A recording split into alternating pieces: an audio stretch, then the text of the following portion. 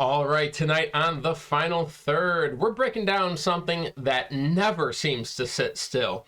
The American soccer pyramid. It's complicated, it changes constantly, but it shapes how clubs grow from grassroots to the pros. And as always, we'll track where Western New York teams fit into the system. All right, let's start on the men's side, where the U.S. Soccer Federation, otherwise known as U.S. Soccer, sanctions the professional levels. Division I is Major League Soccer. No surprise there. That's the top of the pyramid. Division II is the USL Championship. This is where Buffalo Pro Soccer will start life as a full professional club in 2027. Division III includes two leagues, MLS Next Pro and USL League One. Little Western New York background here. Rochester, they briefly had a modern pro club here in MLS Next Pro in 2022 under the Dworkins, David and Wendy out in Rochester, with Leicester City's Jamie Vardy as a minority owner. That was super cool, but unfortunately it folded after only 1 year.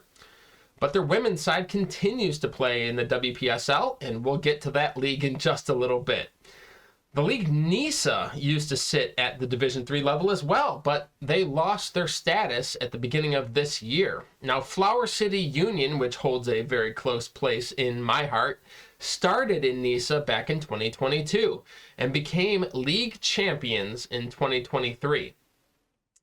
Now, citing cross-country travel costs, Flower City Union decided to play in the NPSL instead, and we will talk about the NPSL next. And below the pro levels, things get more fragmented here. So, under the United States Adult Soccer Association umbrella, at the top of pre-professional tier, some people call it amateur soccer. I like to call it pre-professional. You've got the NPSL, where several Western New York clubs compete right now. You've got Flower City Union. This is also where I personally got my start interning in 2022 and ultimately running game day operations. So love Flower City.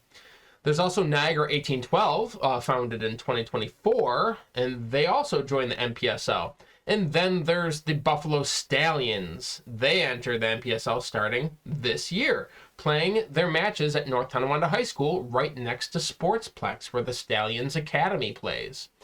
The Stallions name connects back to Buffalo's indoor soccer legacy in the old MISL, playing their games at the Odd in Buffalo from 1979 to 1984. Then Rochester, New York FC Academy also played in the NPSL starting this year. The Stallions Youth Academy and RNY FC Academy both have ties back to Empire United when Buffalo, Rochester, and Syracuse joined forces back in 2008. Okay, so outside of the USASA, the highest pre-professional men's tier is the USL League 2. This is where FC Buffalo moved in 2023 after over a decade in the NPSL. Their shift lined up with their long-term growth strategy and their established supporter culture. And with Nick Mendola steering the ship, I wouldn't be surprised if FC Buffalo lasts 100 years. With 15 seasons in the books, that's a couple of lifetimes in the world of pre-professional soccer for sure. There are more pre-professional leagues beneath that, but these are the heavy hitters. So now let's flip over to the women's side, where things have just changed dramatically in just the last 2 years.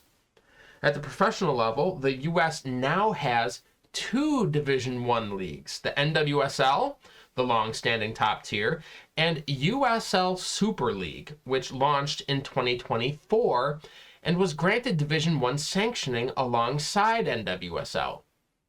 That means we now have dual Division I leagues in the women's game, something brand new in American soccer. Western New York once had a giant here. You probably remember the Western New York Flash. The Flash competed at the Division I level through multiple leagues over the years, including the NWSL. They won championships, produced U.S. national team stars and brought some of the best players in the world to Buffalo and Rochester. And then in 2017, Joe Salin sold the team to North Carolina FC, and they became the North Carolina Courage, who still play in NWSL. But their legacy still shapes women's soccer in our region.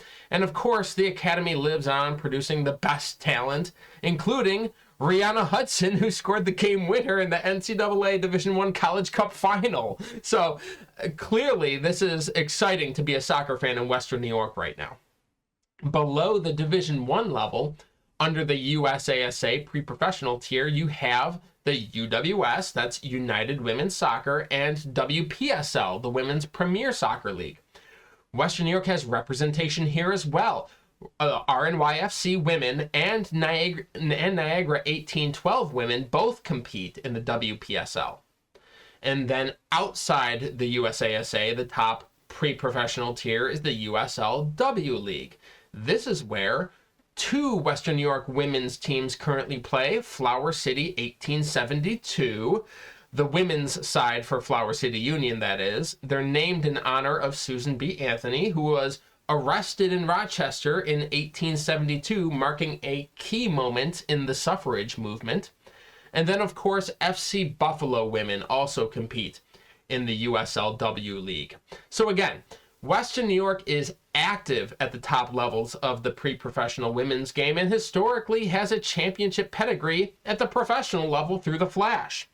So that's the American soccer pyramid, at least for now. Remember, it shifts constantly. Leagues are coming and going, teams are coming and going, but Western New York has always found its place inside the structure.